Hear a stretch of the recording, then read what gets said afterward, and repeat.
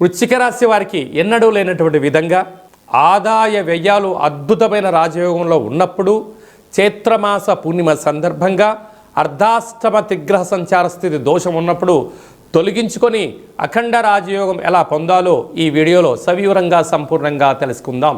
వృశ్చిక రాశిలో ఏ నక్షత్రాలు వస్తాయనగా విశాఖ నక్షత్రంలోని చివరి పాదం 4వ పాదము, అనురాధ నక్షత్రంలోని 4 పాదాలు, జ్యేష్ఠ నక్షత్రంలో 1 పాదం కలిపితే వృశ్చిక రాశి.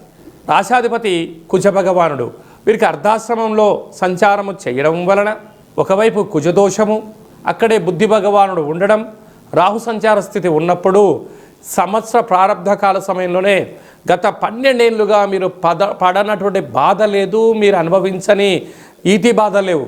ఇప్పుడే మీకు ఉపశమన కాలం ఆసనమైంది. ఈ చైత్ర పూర్ణిమ సందర్భంగా రాత్రిపూట ఒక బౌల్లో నీళ్లను నవధాన్యాలను వేసి చంద్రభగవానుని చూసి మీ మనసులో ఉండబడిన కోరికలను కూడా నెరవేరాలని చెప్పి దండం పెట్టుకొని ఆ యొక్క విజయ తిలకాన్ని మీరు దిద్దుకున్నట్లయితే, ఈ యొక్క నీటిని ప్రవహించే నీటిలో పోసినట్లయితే చేపలు జలజీవరాశులు తిని దోషాన్ని తొలగించుకొని అఖండ విజయం వృశ్చిక రాశి వారి సొంతం అవుతుందని చెప్పి గమనించాలి.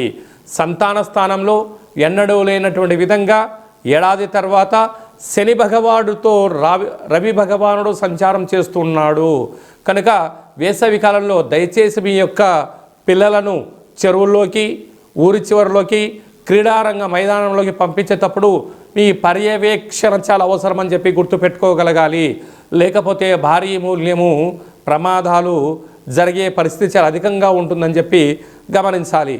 రుణరోగ శత్రుస్థానంలో శుక్ర భగవానుడు సంచారం చేయడం వలన బంగారు ఆభరణాలు, షేర్లు, క్రయ విక్రయాలు అదృష్ట స్థితి మీకు రాబోతుంది కనుక కాలాష్టమి సందర్భంగా సూర్య భగవాను యొక్క దర్శనం, పక్షులకు, కాకులకు, సాధు సంతులకు అన్నదానం చేయడం వలన సంచిత కర్మ, ప్రారబ్ధ కర్మ, ఆగమిక కర్మలు తొలగిపోయి అదృష్టం, బంగారం, రాజయోగం మీ సొంతం అవుతుందని చెప్పి గమనించాలి.